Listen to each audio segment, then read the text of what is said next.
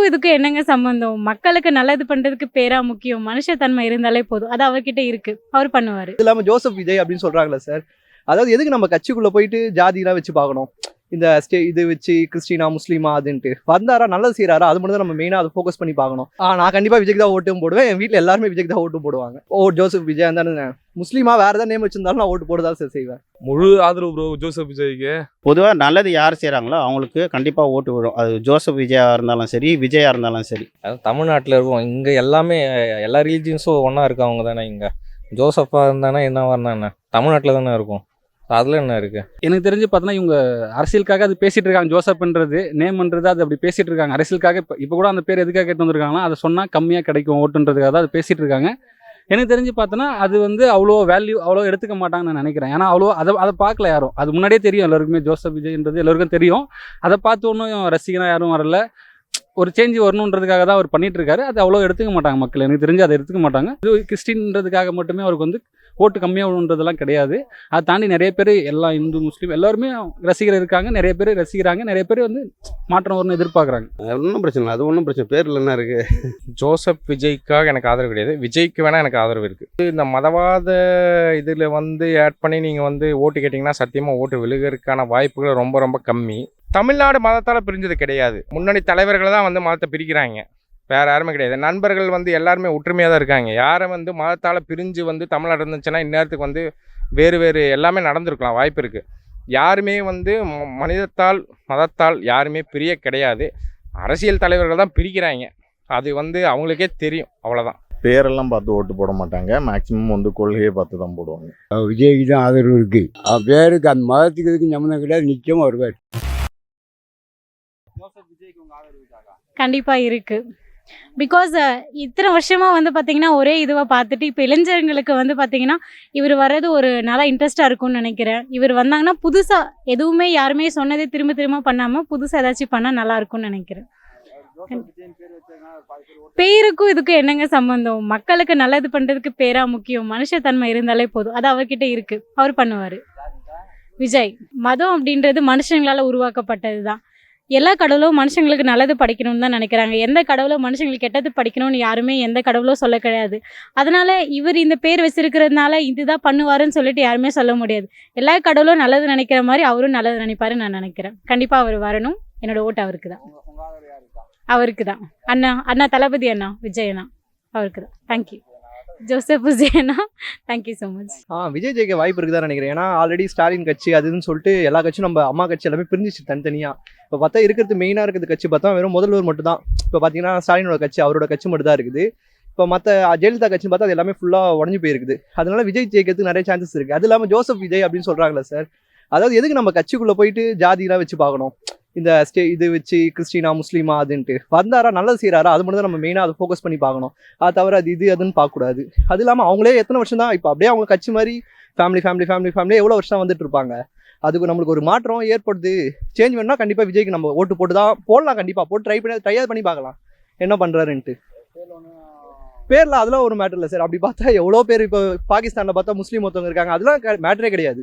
யார் என்ன பண்ணுறாங்களோ அதுதான் அவங்க நல்லது பண்ணுறாங்களா மக்களுக்கு வந்து அது மட்டும் தான் நம்ம ஸ்ட்ரெயிட் ஃபார்வர்டாக பார்க்கணும். தவிர அந்த முஸ்லீமா கிறிஸ்டினா அதெல்லாம் பார்க்கறதுல இது சார் அது வேஸ்ட்டு தான். நான் கண்டிப்பாக விஜய்க்கு தான் ஓட்டும் போடுவேன். என் வீட்டில் எல்லாருமே விஜய்க்கு தான் ஓட்டு போடுவாங்க. ஜோசப் விஜய் இருந்தானே முஸ்லீமா வேற ஏதாவது நேம் வச்சிருந்தாலும் நான் ஓட்டு போடுறதா சார் செய்வேன். முழு ஆதரவு ப்ரோ ஜோசப் விஜய்க்கு. அவர் நல்ல அரசியல் பண்ணுவார். களத்துக்கு வந்தால் தமிழ்நாடு நல்லா இருக்கும். பெண்கள் வந்து சுதந்திரமாக இருக்கலாம்.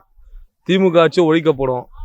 டிவிக்குன்னு ஒரு நல்ல ஆட்சி தொடரும் தமிழ்நாட்டில் 2026. அனைத்தும் மாற்றுவார் தலைவர். வந்து பெண்களுக்கு முன்னுரிமை தருவார். ஸ்போர்ட்ஸுங்களை உயர்த்தி நல்லா இது கொண்டாடுவார். அனைத்து சலுகைகளும் வரும். மதுபானங்களை வந்து ஒழிக்கப்படும் முற்றிலும். இளைஞர்களை வந்து கெடுதல் நல திட்டங்களை வந்து அதை வந்து தீர்த்திப்பு செய்வார். அடுத்த கேப்டனுக்கு அப்புறம் அடுத்த தளபதி விஜய் அவர்கள் தான். கேப்டன் விட்ட வந்து தொடர போகிறார் விஜய். அவர் ஜோசப் விஜய்னும் சொல்லலாம், அவர் முழு நேமும் சொல்லலாம். எப்படி சொன்னாலும் எங்கள் தலைவரை சொன்னால் ஒரு பேர் தானே. ஜோசப் விஜய்னா எதனா இருக்கா? அது கிறிஸ்டின். இப்போ அவருக்கே இப்போ முஸ்லீமுக்கு எதிராக இப்போ ஆர்ப்பாட்டம் பண்ணுகிறாரு. முஸ்லீமுக்கு எதிராக இப்போ ஒரு தமிழ்நாடு ஃபுல்லாக ஒரு ஆர்ப்பாட்டத்தை பண்ணுகிறாரு.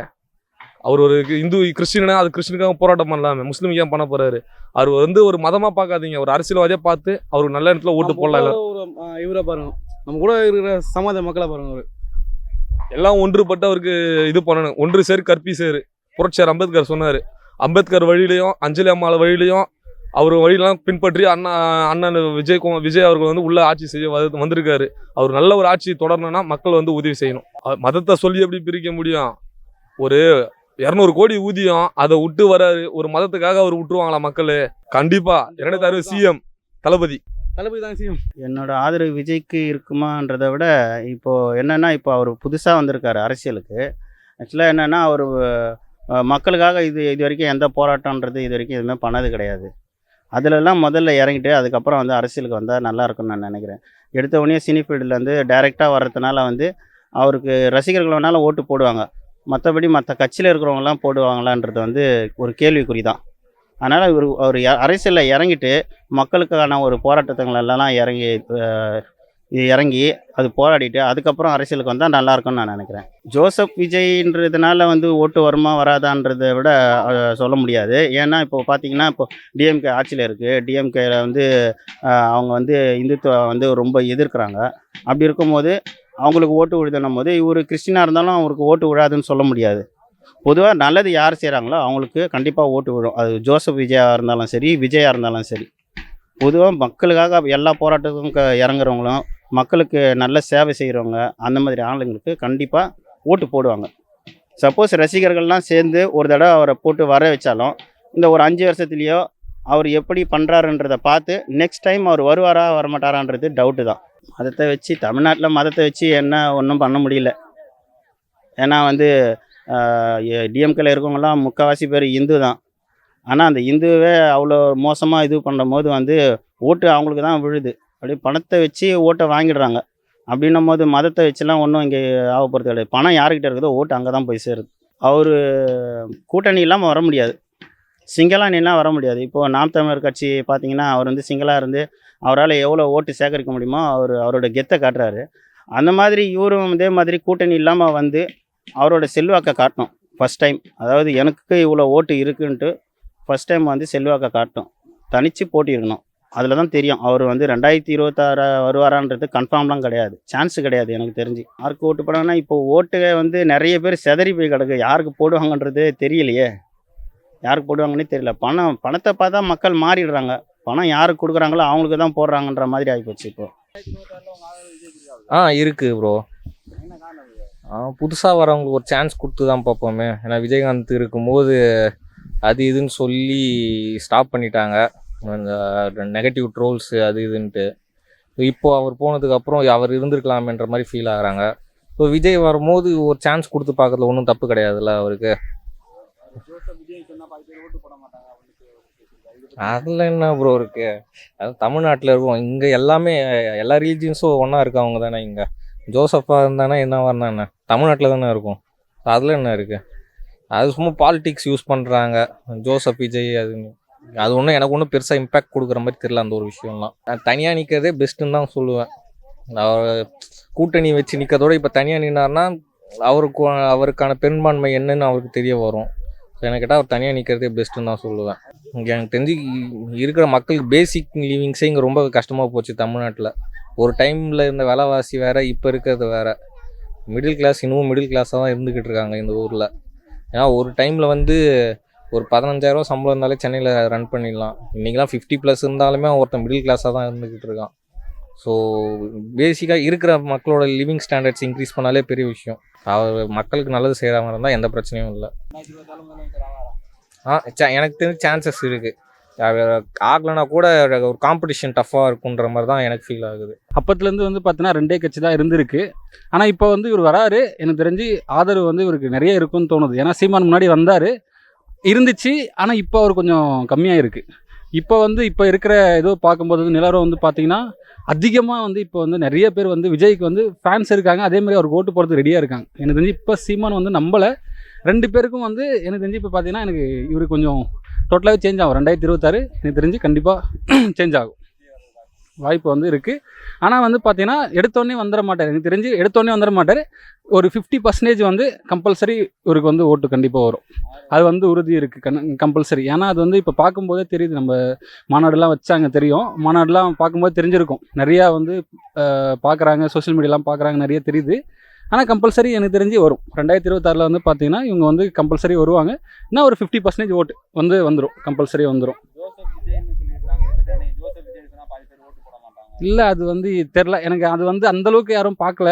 எனக்கு தெரிஞ்சு பார்த்தோன்னா இவங்க அரசியலுக்காக அது பேசிகிட்டு இருக்காங்க. ஜோசப்ன்றது நேம்ன்றது அது அப்படி பேசிகிட்டு இருக்காங்க அரசியலுக்காக. இப்போ கூட அந்த பேர் எதுக்காக கேட்டு வந்திருக்காங்கன்னா அதை சொன்னால் கம்மியாக கிடைக்கும் ஓட்டுன்றதுக்காக தான் அது பேசிகிட்டு இருக்காங்க. எனக்கு தெரிஞ்சு பார்த்தோன்னா அது வந்து அவ்வளோ வேல்யூ அவ்வளோ எடுத்துக்க மாட்டாங்கன்னு நான் நினைக்கிறேன். ஏன்னா அவ்வளோ அதை பார்க்கல யாரும். அது முன்னாடியே தெரியும் எல்லாருக்குமே, ஜோசப் விஜய்ன்றது எல்லாருக்கும் தெரியும். அதை பார்த்து ஒன்றும் ரசிகனாக யாரும் வரல. ஒரு சேஞ்ச் வரணுன்றதுக்காக தான் அவர் பண்ணிகிட்டு இருக்காரு. அது அவ்வளோ எடுத்துக்க மாட்டாங்க மக்கள், எனக்கு தெரிஞ்சு அதை எடுத்துக்க மாட்டாங்க. பார்ப்போம், கம்பல்சரி வரும். ஆனால் 26க்கே அவர் வந்து போயிட்டு உட்கார வரான்னா அது கொஞ்சம் டவுட்டு தான். இல்லை அதெல்லாம் முடியாது. அந்த மாதிரி மதம்னா இங்கே நிறைய இருக்குது. அது வந்து ரொம்ப வருஷமாக இருந்துன்னு இருக்குது. இப்போ வரைக்கும் பிரிக்க முடியல. ஒரு சில இடத்துல மட்டும்தான் அந்த ஒரு வெடிப்பு தெரியும். எல்லா இடத்துலையும் பொதுவாக நம்ம வந்து பிரிஞ்சு போய் நிற்கலாம் முடியாது. அந்த மதத்தாலலாம் அது பண்ண முடியாது. ஏன்னா இங்கே வந்து இது வந்து தான் சொல்லுவாங்கல்ல, இது வந்து ஒரு நாடு கிடையாது இந்தியான்றது. இது வந்து ஒரு அண்டை நாடு. இது ஏன்னா நாடுனா ஒரு மொழி ஒரு கலாச்சாரம் மட்டும் இருக்குது. இது வந்து பார்த்தீங்கன்னா நிறைய மொழி நிறைய கலாச்சாரம் இருக்கிற ஒரு அண்டை நாடு தான் இது. ஆக்சுவலாக நாடு கிடையாது. நீங்கள் கேள்விப்பட்டிருப்பீங்க, நல்லா சொல்கிறேன். அதனால் இது வந்து அவ்வளோ பார்க்க மாட்டாங்க. ஏன்னா இங்கே நிறைய விதமான இது இருக்குது. அதனால் ஒரு சமயத்தை ஒரு ஒரு ஒரு இது கிறிஸ்டின்றதுக்காக மட்டுமே அவருக்கு வந்து ஓட்டு கம்மியாகணுன்றதெல்லாம் கிடையாது.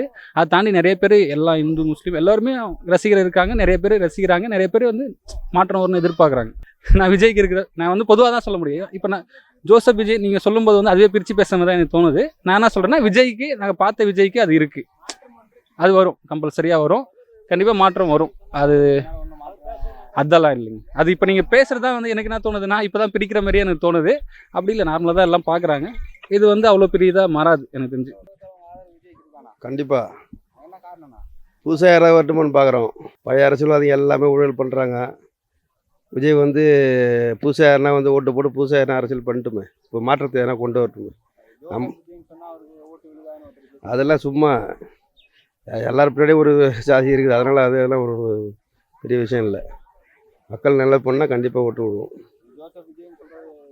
அதெல்லாம் ஒரு பிரச்சனையும் கிடையாது. எல்லாரும் பின்னாலேயும் வர ஜாதி இருக்குது. அதெல்லாம் ஒன்றும் பெரிய இது இல்லை. அதெல்லாம் மறைஞ்சிடும் தன்னாடி பின்னாடி. அதெல்லாம் ஏற்கனவே நடந்துட்டு தானே இருக்குது. இப்போ புதுசாக நடக்குது, காலங்காலமாக நடந்துட்டு தான் இருக்குது. ஆனால் அரசியல் புதுசாக அரசியல்வாதி வந்துட்டு தானே இருக்காங்க. யாரும் வராமல் இல்லை. வாய்ப்பு இருக்குது. இந்த இப்போ கூட்டணின்னா திருப்பி யார் கூட கூட்டணி வைப்பீங்க? யார் கூட கூட்டணி வைக்க முடியாது. எல்லாமே பழைய அரசியல்வாதி தான். அடிச்சு நின்னா நல்லாயிருக்கும். கூட்டணி வச்சா மக்கள் ஏற்றுக்க மாட்டாங்க. ஒன்றும் பிரச்சனை இல்லை. அது ஒன்றும் பிரச்சனை பேரில் என்ன இருக்குது, ஒன்றும் பிரச்சனை கிடையாது. ஜோசப் விஜய்க்காக எனக்கு ஆதரவு கிடையாது. விஜய்க்கு வேணால் எனக்கு ஆதரவு இருக்குது. அதாவது இந்த மதவாத இதில் வந்து ஆட் பண்ணி நீங்கள் வந்து ஓட்டு கேட்டிங்கன்னா சத்தியமாக ஓட்டு விழுகிறதுக்கான வாய்ப்புகள் ரொம்ப ரொம்ப கம்மி. அதைத்தான் நான் சொல்ல விரும்புகிறேன். ஏன்னா பார்த்தீங்கன்னா டிஎம்கேவும் வந்து இந்துக்களுக்கு சப்போர்ட் பண்ணுறாங்களோ, முஸ்லீம் சப்போர்ட் பண்ணுறாங்களா, கிறிஸ்தவங்களுக்கு சப்போர்ட் பண்ணுறாங்கன்னு எனக்கு தெரியாது.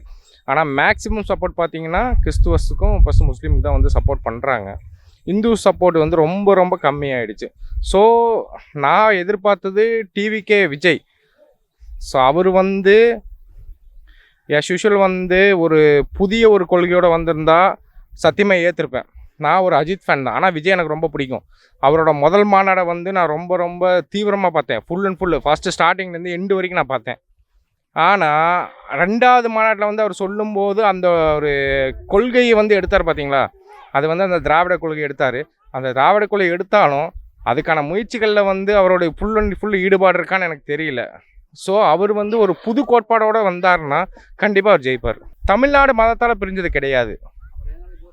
முன்னணி தலைவர்களை தான் வந்து மதத்தை பிரிக்கிறாங்க, வேறு யாருமே கிடையாது. நண்பர்கள் வந்து எல்லாருமே ஒற்றுமையாக தான் இருக்காங்க. யாரை வந்து மதத்தால் பிரிஞ்சு வந்து தமிழ்நாடு இருந்துச்சுன்னா இந்நேரத்துக்கு வந்து வேறு வேறு எல்லாமே நடந்திருக்கலாம், வாய்ப்பு இருக்குது. யாருமே வந்து மதத்தால் யாருமே பிரிய கிடையாது. அரசியல் தலைவர்கள் தான் பிரிக்கிறாங்க. அது வந்து அவங்களுக்கே தெரியும், அவ்வளோதான். ஜோசப் விஜய்ன்னு சொன்னால் சத்தியமாக ஓட்டு விழுகாது. மதத்தால் பிரிய கிடையாது. மதத்தை நீங்கள் வந்து உருவாக்குனீங்கன்னா அது பிரியத்தான் செய்யும். ஆனால் வந்து அதுக்காக வந்து ஓட்டு போட மாட்டேன். நீ ஒரு ரசிகனாக வந்து உனக்கு ஓட்டு போடுறேன்னா ஓட்டு போடுவேன். ஆனால் நீ வந்து ஒரு மதத்தால் வந்து நீ ஓட்டு போடணும்னு யோசிச்சின்னா சத்தியமாக எவனுமே ஓட்டு போட மாட்டேன். நீங்கள் வந்து சென்னையில் வந்து மட்டும் யோசிச்சா அந்த கூட்டத்தை டிவிக்கு நான் அதான் சொல்கிறேன்ல, நான் வந்து அவரோட மாநாட்டை வந்து ஸ்டார்டிங்லேருந்து எண்டு வரைக்கும் பார்த்தேன். அவரோட கோட்பாடுகள் வந்து புதுசாக இருந்தால் ஓகே. பழைய திராவிட கொள்கையிலே வந்து இது பண்ணாருன்னா அது சத்தியமாக எடுபடாது. தமிழ்நாட்டில் சத்தியமாக எடுபடாது. தமிழ்நாடு மதத்தால் பிரிய கிடையாது. தமிழ்நாடு ஒற்றுமையாக தான் இருக்குது. அது வந்து தனி மனித கோட்பாடு. அது தனி மனுஷனாக வந்து நீ ஒரு மதத்தை வந்து நீங்கள் வந்து இது பண்ணுறீங்கன்னா சத்தியமாக யாருமே ஓட்டு போட மாட்டாங்க. ஓட்டு போடுவாங்க. அந்த ஒரு என்ன சொல்கிறது, நீங்கள் சொன்ன மாதிரி தனி மனிதன் நீங்கள் சொல்கிறீங்களா, அந்த ஜாதி இது மதம் இது அந்த இது ஓட்பாடு 0.5%, 0.1%, 2% அந்த போடலாம். அதுக்கான வாய்ப்புகள் இருக்குது. ஆனால் ரசிகர்களாக வந்து டிவி கேட்க ஓட்டு போடணுன்னா ஒரு விஜய்ன்ற ஒரு மனுஷன் அவன் வந்து என்ன பேசலான்றது தெரிஞ்சு தான் வந்து ஓட்டு போடுவாங்க. அதுதான் விஷயம். இல்லை, கண்டிப்பாக வாய்ப்பு இல்லை. பட் ஒரு 10% வரைக்கும் வாக்கு வங்கி இருக்கும். அவ்வளோதான் விஜய்க்கு. புதுசாக வர்றாருல, அதனால அப்படியெல்லாம் கிடையாதுங்க. ஓட்டு போடுறதுக்கும் மதத்துக்கும் சம்மந்தம் கிடையாது. கொள்கை, மேக்சிமம் கொள்கை தான். அதெல்லாம் வந்து அதுக்கும் இதுக்கும் சம்மந்தம் கிடையாது. கொள்கையை பொறுத்து கூட்டணி அமைக்கலாம், தப்பில்லை. இல்லை, வாய்ப்புகள் கம்மி.